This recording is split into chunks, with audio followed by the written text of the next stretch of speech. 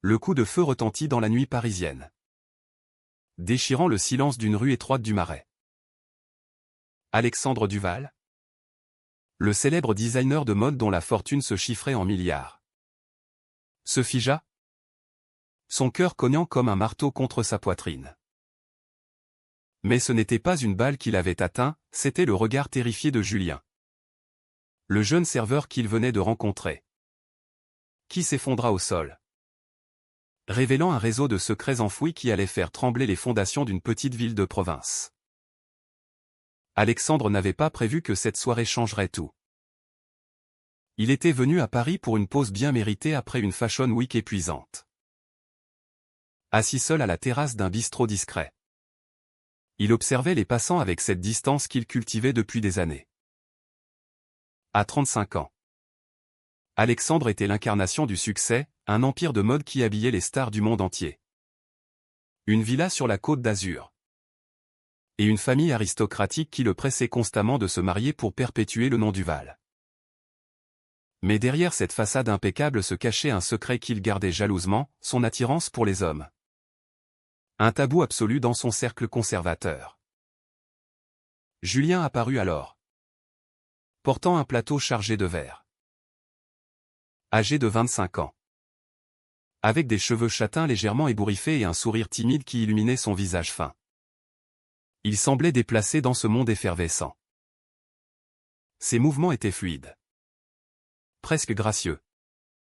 Mais Alexandre remarqua immédiatement quelque chose d'anormal, un bleu violacé sur son avant-bras, à peine dissimulé par la manche relevée de sa chemise. « Votre espresso. » Monsieur, murmura Julien d'une voix douce, en posant la tasse avec une précision qui trahissait une habitude forcée. Alexandre leva les yeux, captivé par ses prunelles vertes qui évitaient son regard. « Merci. Vous allez bien ? On dirait que vous avez mal au bras. » Les mots étaient sortis sans réfléchir. Une impulsion rare pour un homme habitué à contrôler chaque aspect de sa vie. Julien sursauta, tirant nerveusement sur sa manche. Ce n'est rien. Juste une chute idiote. Mais son ton était forcé. Et Alexandre, avec son œil aiguisé pour les détails, un atout dans le monde de la mode, vit les signes, une légère boiterie. Des cernes profonds sous les yeux. Une tension dans les épaules comme si le poids du monde reposait sur elle. La soirée s'étira. Et Alexandre commanda un autre café.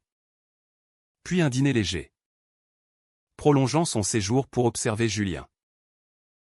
Il apprit que le jeune homme venait d'une petite ville normande, Saint-Émilion-sur-Mer, où sa famille possédait une ferme. Julien avait fui pour Paris il y a 2 ans, cherchant un emploi stable et une liberté qu'il n'avait jamais connue. La province ? C'est étouffant, confia-t-il lors d'une pause, s'asseyant un instant à la table d'Alexandre. Tout le monde se connaît. Et si vous êtes différent? C'est l'enfer. Différent. Le mot résonna en Alexandre comme un écho de sa propre vie. Il se revit adolescent, étouffant ses sentiments pour un camarade de classe, craignant le regard désapprobateur de son père. Un industriel rigide qui prônait les valeurs traditionnelles. « Je comprends, » répondit Alexandre, sa voix plus douce qu'il ne l'aurait voulu. Une connexion s'établit. Fragile mais réelle. Faite de regards volés et de confidences murmurées. Mais la nuit tourna au cauchemar. Alors que Julien sortait pour une pause cigarette, un homme surgit de l'ombre, grand, musclé, avec un air menaçant. Alexandre. Depuis sa table, vit la scène, l'homme agrippa Julien par le bras, le secouant violemment. « Tu crois que tu peux me quitter comme ça? Retourne à la maison. Sale pédé. » Les mots crachaient comme du venin. Julien se débattit. Mais l'homme le plaqua contre le mur, levant le poing. Alexandre bondit de sa chaise, traversant la terrasse en un éclair. Lâchez-le, hurla-t-il. Sa voix autoritaire figeant l'agresseur. L'homme se tourna. Surpris. Mais reconnu Alexandre, son visage était partout dans les magazines. Ça vous regarde pas. Monsieur le riche. Pourtant. Il hésita. Et Julien en profita pour se dégager. Courant vers l'intérieur du bistrot. L'agresseur disparut dans la nuit, laissant Alexandre et Julien seuls. C'était qui? Demanda Alexandre, le cœur battant. Julien, tremblant, murmura, mon frère. Il est venu me ramener à Saint-Émilion.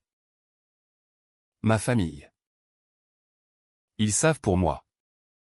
Et ils ne l'acceptent pas. Les larmes coulaient sur ses joues. Et Alexandre, pour la première fois depuis des années, sentit une rage protectrice monter en lui. Cette rencontre n'était que le début. Alexandre proposa à Julien de l'aider, l'invitant dans son appartement luxueux pour la nuit.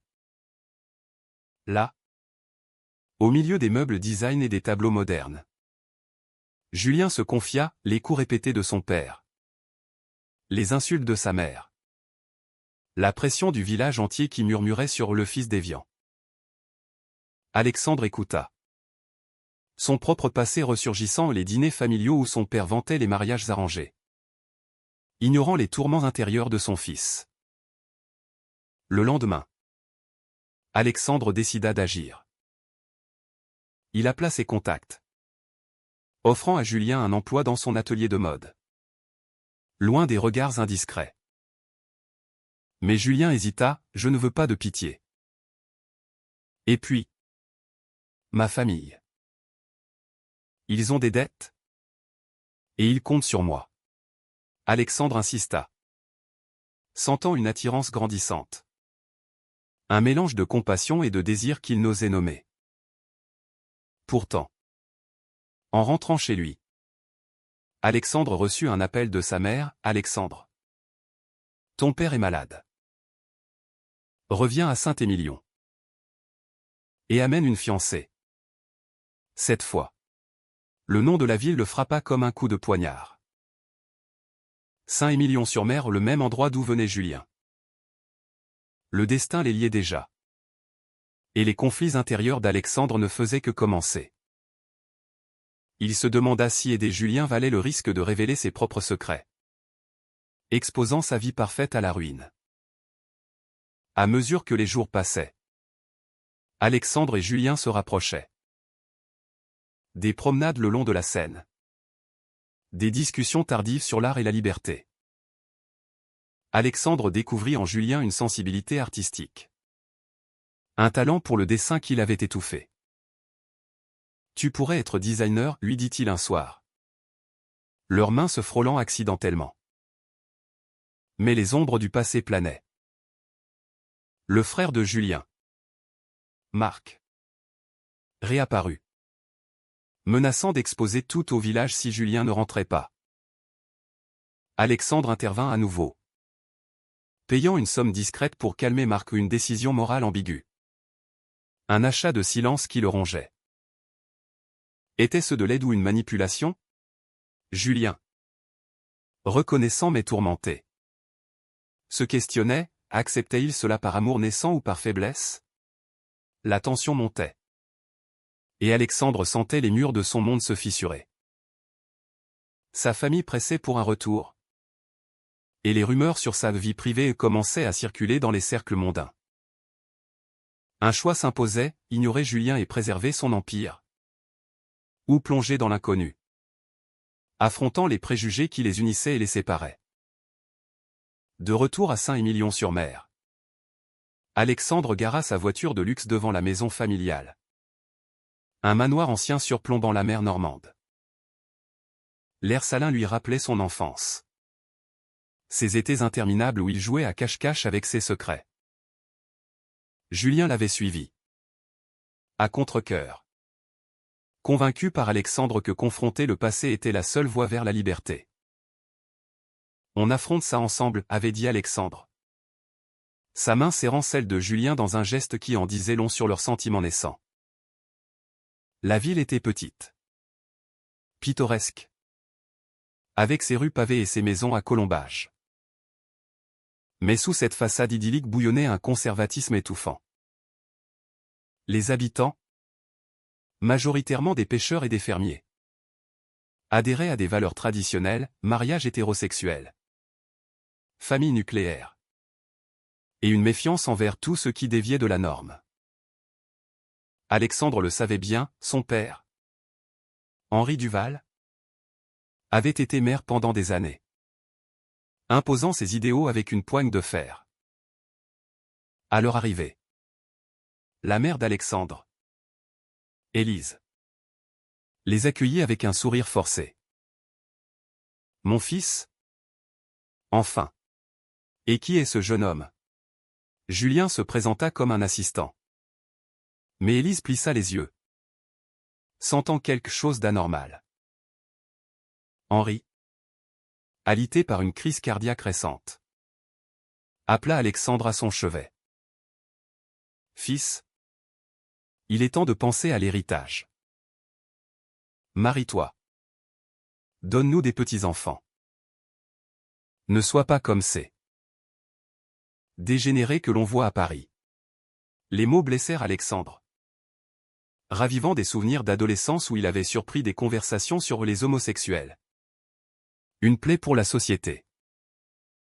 Il quitta la chambre, trouvant Julien dans le jardin, contemplant la mer. « Ton père est comme le mien, » murmura Julien. « Il nous voit comme des erreurs à corriger. » Leurs regards se croisèrent. Et pour la première fois, ils s'embrassèrent à un baiser doux, chargé d'émotion, sous le ciel nuageux de Normandie. Mais la paix fut de courte durée. Le père de Julien, un fermier bourru nommé Paul, apprit leur présence et débarqua au manoir. Furieux. « Où est mon fils ? Il doit rentrer travailler à la ferme. » Marc, le frère, l'accompagnait, un rictus triomphant aux lèvres. Alexandre intervint, expliquant calmement que Julien travaillait désormais pour lui. Paul cracha par terre. « Travailler ? Pour un pédé comme toi ? Tout le village sait pour tes égouts bizarres ? Duval. Ton père a toujours couvert ça. Mais moi, je ne laisserai pas mon garçon se pervertir. » Les accusations volèrent, révélant un secret enfoui. Henri Duval avait, des années plus tôt, étouffé un scandale impliquant un jeune homme du village, payant pour son silence afin de protéger la réputation familiale. Alexandre, choqué, confronta son père. « C'est vrai ? Tu as caché des choses pour moi. » Henri, affaibli, avoua : « Je t'aime. Fils. Mais la société, elle ne pardonne pas. J'ai fait ce qu'il fallait. » Cette révélation déclencha une chaîne de conflits. Julien, apprenant cela, se sentit trahi. Alexandre venait d'une famille qui opprimait les siens. « Tu es comme eux. Tu achètes le silence. Tu vis dans le mensonge. » Une dispute éclata, Julien accusant Alexandre de l'utiliser pour assouvir sa culpabilité. Alexandre, dévasté, riposta : « Je t'aime. Julien. C'est pour ça que je risque tout. » Mais les mots sonnaient creux face à la réalité. La ville entière s'agita. Des rumeurs circulèrent, le fils Duval était gay. Et il corrompait le jeune Moreau, le nom de famille de Julien. Des graffitis apparurent sur les murs. Des appels anonymes menacèrent. Alexandre, habitué aux projecteurs de la mode, se sentit vulnérable comme jamais. Il envisagea de partir, abandonnant Julien à son sort, une trahison morale qui le hantait. Pourtant, il choisit de rester. il organisa une rencontre avec Paul et Marc, offrant de payer les dettes de la ferme en échange de la liberté de Julien. C'est du chantage, gronda Paul. Mais il accepta. Révélant sa propre hypocrisie, l'argent primait sur les principes. Julien, témoin de la scène, fut déchiré, reconnaissant envers Alexandre, mais conscient que cette solution perpétuait le cycle de silence et de honte. Les tensions intérieures s'intensifièrent. Alexandre luttait contre son éducation, questionnant si son amour pour Julien valait la destruction de sa famille. Julien, de son côté, affrontait sa peur d'être vu comme une victime, désirant une indépendance qu'il n'avait jamais eue. Leur nuit était faite de discussions passionnées, de larmes et de rapprochements prudents, sans jamais franchir les limites physiques, un respect mutuel qui renforçait leur lien émotionnel. Un soir, lors d'une fête villageoise, la confrontation culmina. Marc, ivre, attaqua Julien publiquement, le traitant de traître à sa race. Alexandre s'interposa, déclarant haut et fort, « Julien est avec moi. Et si vous avez un problème avec ça, affrontez-moi. » Le silence tomba. Puis les murmures explosèrent. Henri, présent malgré sa santé, se leva, « Fils, qu'as-tu fait ?» Mais au lieu de renier Alexandre, il s'effondra, murmurant, « Peut-être que j'ai eu tort. » La ville était divisée, certains, des jeunes influencés par Paris, soutenaient le couple, d'autres, les anciens, appelaient au boycott de l'Empire du Val. Alexandre paya le prix, des contrats perdus, des amis qui se distanciaient. Julien, lui, perdit sa famille définitivement. Marc le reniant pour de bon. Au milieu de ce chaos, leur amour grandissait, forgé dans l'adversité. Mais les doutes persistaient, avait-il fait le bon choix? La société changerait-elle? Ou les briserait-elle? Les semaines suivantes furent un tourbillon de confrontations et de révélations. Alexandre, déterminé à réparer les dommages, engagea un avocat pour protéger Julien légalement contre toute violence familiale. On ne peut pas laisser la peur dicter nos vies, déclara-t-il lors d'une réunion tendue avec Paul. Ce dernier, acculé par les dettes et la perspective d'un procès, signa un accord de non-contact. Mais non sans lancer un regard haineux, « Tu paies pour ton vice. Duval. Un jour, ça te rattrapera. » Julien, rongé par la culpabilité, questionna Alexandre, « Et si on avait tort? Peut-être que je devrais rentrer. » Faire semblant. Alexandre le serra dans ses bras, murmurant, « Non. On mérite d'être libre. » Leur relation évoluait, passant de la compassion à une passion profonde, marquée par des gestes tendres, une main sur l'épaule, un baiser volé qui apaisait leurs tourments intérieurs. Mais les pressions extérieures s'amplifiaient. Élise, la mère d'Alexandre, organisa un dîner familial pour régler les choses. Autour de la table, les tensions explosèrent. Alexandre, pense à ton héritage. 7. Amitié avec ce garçon va tout détruire, plaida-t-elle, les yeux emplis de larmes. Henri, convalescent, resta silencieux au début. Puis par là, j'ai vu des hommes comme toi. Fils. Ils finissent seuls. Rejetés. Est-ce que ça en vaut la peine? Alexandre, la voix tremblante, répondit, oui. Parce que je l'aime. Et vous m'avez élevé à être honnête. Julien, présent, ajouta, Monsieur Duval. Votre fils m'a sauvé. Mais c'est plus que ça, c'est une question de dignité. Henri baissa la tête, confronté à ses propres préjugés. Plus tard, seul avec Alexandre, il avoua, j'ai eu un frère. Il était comme toi. Il s'est suicidé à cause de la honte que je lui ai imposée. Je ne veux pas te perdre. Cette confession brisa Alexandre. Il réalisa que les chaînes familiales étaient plus profondes qu'il ne l'imaginait. Transmises de génération en génération. Julien, apprenant cela, sentit une empathie inattendue pour Henri. Mais aussi une rage contre un système qui forçait les gens à se cacher. La société villageoise réagit violemment. Un groupe conservateur, mené par le maire actuel, un ancien allié d'Henri, lança une pétition pour boycotter les affaires Duval. Des articles dans la presse locale titraient « Le scandale Duval, un milliardaire imposant ses mœurs déviantes ». Alexandre perdit des investisseurs, son empire chancelant.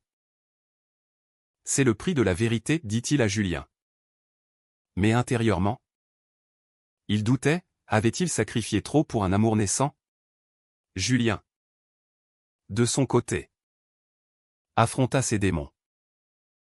Il rencontra secrètement sa mère, qui pleura, ton père est dur. Mais il t'aime. Reviens. Change.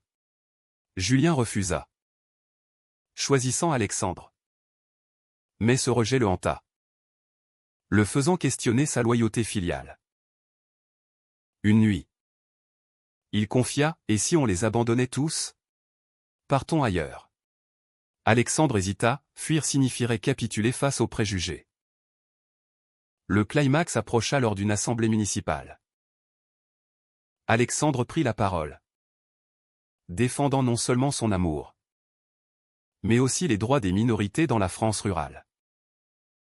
Saint-Émilion n'est pas une île, le monde change. Acceptez-nous. Ou restez dans l'ombre. Julien, à ses côtés, ajouta son témoignage sur les abus subis, révélant comment la ville avait fermé les yeux sur la violence domestique contre les différents. La salle explosa en débat. Certains applaudirent. D'autres huèrent. Marc, furieux, tenta d'agresser Julien sur place, mais fut arrêté par la police, une victoire symbolique. Pourtant, le coup fut élevé, Henri subit une rechute. Hospitalisé. Et Élise blâma Alexandre. Tu l'as tué avec tes choix égoïstes. Alexandre, dévasté, se retira avec Julien dans une auberge isolée. Là, ils affrontèrent leur motins. Ai-je le droit d'imposer ça à ma famille? Demanda Alexandre. Julien répondit, et moi? Ai-je le droit de te laisser payer pour mes erreurs? Leur décision pesait lourde. Mélange de amour et de sacrifice. La ville commença à se fissurer, des jeunes organisaient des soutiens, challengeant les anciens.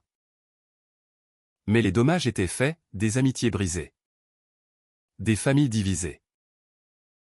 Les mois suivants marquèrent un tournant décisif. Alexandre, face à la détérioration de la santé de son père, choisit de rester à Saint-Émilion, transformant le manoir en un havre pour Julien et lui. Leur relation s'approfondit, nourrie par des discussions interminables sur l'identité, la société et le pardon.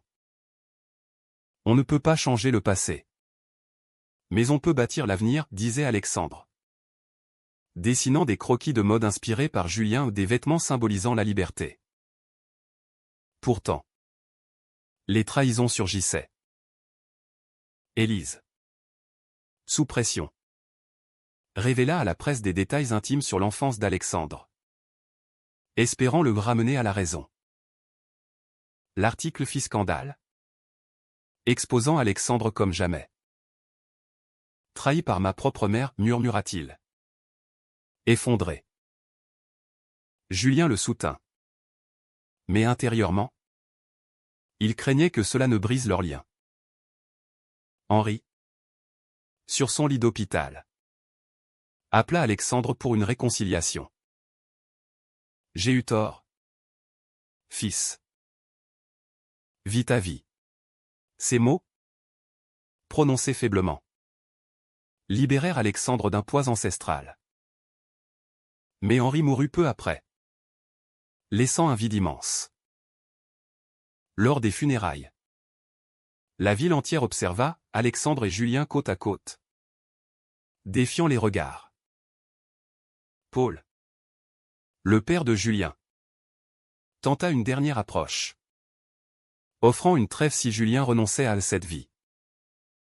Julien refusa, choisissant l'amour au prix de l'exil familial. Marc, arrêté pour agression, fut condamné, révélant un réseau plus large de violences homophobes dans la région, des cas étouffés par la police locale. Alexandre utilisa sa fortune pour fonder une association aidant les jeunes LGBT en milieu rural, transformant sa douleur en action. Julien y participa, trouvant un sens à son parcours. Leur couple devint un symbole, inspirant d'autres à sortir du silence, mais aussi attirant des menaces anonymes. Les conflits intérieurs culminèrent lors d'une nuit orageuse. Alexandre, hanté par la perte de son père, questionna, et si tout ça était une erreur? Si l'amour ne justifiait pas tant de souffrances? Julien, larmes aux yeux, répondit, l'amour vrai exige des sacrifices. Mais est-ce qu'on regrette? Ils s'étreignirent, renforcés par leur résilience. La ville changea lentement, le maire fut destitué suite à un scandale révélé par l'association. Et des ateliers sur la tolérance s'organisèrent. Alexandre rebâtit son empire, intégrant des thèmes inclusifs dans ses collections, regagnant des alliés progressistes. Pourtant, les cicatrices restaient. Julien porta toujours les marques de son passé. Et Alexandre luttait contre la culpabilité. Leur histoire, un mélange de triomphe et de tragédie, posa une question éternelle, dans une société divisée. Sacrifier sa famille pour l'amour authentique est-il un acte de courage ou d'égoïsme?